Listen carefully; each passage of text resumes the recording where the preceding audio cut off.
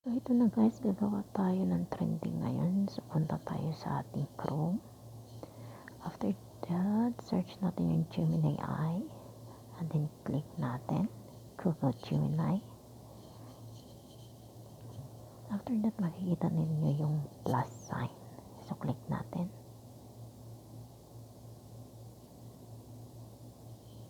So ayan na. After maklik natin, upload yung files. And also the files, click natin. So ayan na yung lalabas. So wait natin, punta tayo sa ating Messenger. Select the photo. After that, click natin yung arrow.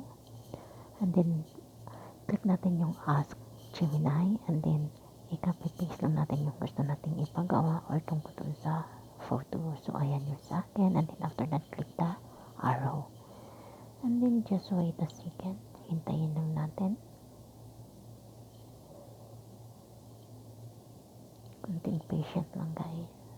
While generating image. After that, ayan na. So sa right side, i-click natin yan for save the image. So thank you for watching.